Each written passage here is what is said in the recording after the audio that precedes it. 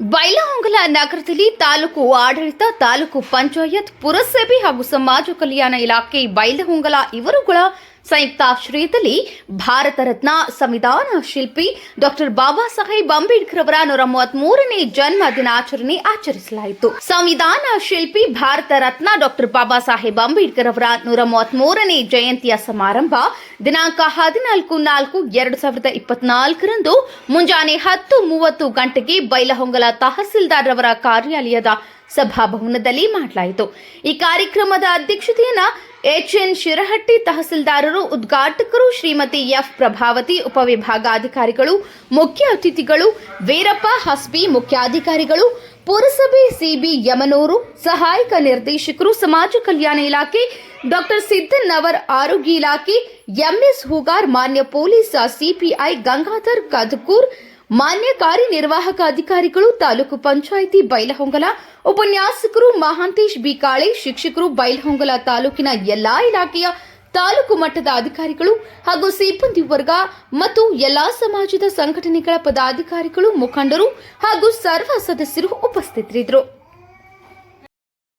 ಬೇಕು ಹೊಸ ಬಟ್ಟೆ ತರಿಸ್ಕೊಡಿ ಅಂತ ಹೇಳಿದಾಗ ಅಂಬೇಡ್ಕರ್ ತಮ್ಮ ಎರಡೂ ಜೇಬುಗಳಲ್ಲಿ ಕೈಯನ್ನು ಹಾಕ್ತಾರೆ. ವಿಷಯದಲ್ಲಿ ಬಿಡಿಗಾಸೂ ಇಲ್ಲ, ಹಿಂದೆ ಆಸ್ತಿ ಇಲ್ಲ, ಜನಬೆಂಬಲ ಇಲ್ಲ. ಹೇಗೆ ಇಂಥ ಸಂಘಟನೆಗಳನ್ನು ಕಟ್ಟಿದ್ರು ಅಂಬೇಡ್ಕರ್ ನಾವು ತಿಳ್ಕೋಬೇಕು. ಹಾಗೆ ಕೊಟ್ಟ ಮಾರ್ಗದರ್ಶನವಾಗಿ ನಮ್ಮ ಮಕ್ಕಳನ್ನ ಬೆಳೆಸ್ತಾ ಇಲ್ವಾ? ಅವ್ರು ಹೇಳಿದ್ರು, ಉತ್ತಮವಾದ ಶಿಕ್ಷಣವನ್ನು ಪಡೆಯಿರಿ, ಸಂಘಟಿತರಾಗಿರಿ, ಉತ್ತಮವಾದ ಜೀವನವನ್ನು ಲೀಡ್ ಮಾಡಿರಿ, ಸ್ವಚ್ಛತೆಗೆ ಅವಕಾಶವನ್ನು ಕೊಡ್ರಿ ಅಂತ ಹೇಳಿದ್ರು. ಚಟಗಳನ್ನು ಮಾಡಬೇಡ್ರಿ, ದಾಸರಾಗಬೇಡ್ರಿ ಅಂತ ಹೇಳಿದ್ರು. ಹಾಗೆ ನಾವು ಮಾಡ್ತಾ ಇದ್ದೀರಾ? ಹಾಗೆ ನಾವು ಏನು ಈ ಅವಕಾಶದ ಮುಂದೆ ಬಂದು ಆ ಸಮಾಜದಿಂದ ಬೆಳೆದು ಬಂದ ಒಬ್ಬ ವ್ಯಕ್ತಿಯಾಗಿ ಆ ಸಮಾಜಕ್ಕೆ ಪ್ರತಿಫಲವಾಗಿ ಏನಾದರೂ ಕೊಟ್ಟಿದ್ದೀನಿ ನಾನು ಆ ಸಮಾಜಕ್ಕೆ, ಅಥವಾ ನನ್ನಂತೆ ಈ ರೀತಿ ಕಷ್ಟದಲ್ಲಿರ್ತಕ್ಕಂಥವ್ರಿಗೆ ಏನಾದರೂ ಅವಕಾಶವನ್ನು ಕೊಟ್ಟಿದ್ದೇನೆ ಅನ್ನೋದನ್ನು ನಾವು ಆತ್ಮಾವಲೋಕನ ಮಾಡಬೇಕಾಗಿದೆ. ಇದರಲ್ಲಿ ಡಾಕ್ಟರ್ ಅಂಬೇಡ್ಕರ್ ಅವರ ಜೊತೆ ಅವರಿಗೆ ನಾವು ಸಲ್ಲಿಸ್ತಕ್ಕಂಥ ಉತ್ತಮವಾದ ಕೊಡುಗೆ ಅಂತೇಳಿ ನನ್ನ ಭಾವನೆ. ಈಗ ಅವರಿಗೆ ಅವರು ಹಾಕಿಕೊಟ್ಟ ಮಾರ್ಗದಲ್ಲಿ ನಡೆಯೋಣ ಹೇಳಿದ್ರು. ಜನ್ಮಭೂಮಿ ಅಂಬೇಡ್ಕರ್ ಅವರ ಜನ್ಮಭೂಮಿ ಅಂದರೆ ನಾವೇನು ತಿಳ್ಕೋಬೇಕು, ಬರೀ ಕೇವಲ ಜನ್ಮಭೂಮಿ ಅಲ್ಲ, ಇದು ಮಧ್ಯಪ್ರದೇಶದಲ್ಲಿರ್ತಕ್ಕಂಥದ್ದು. ಇಲ್ಲೊಂದು ಕ್ರಾಂತಿ ಸ್ಥಿತಿ, ಒಬ್ಬ ಸಾಧಕ ಹುಟ್ಟಿದ್ದಾನೆ.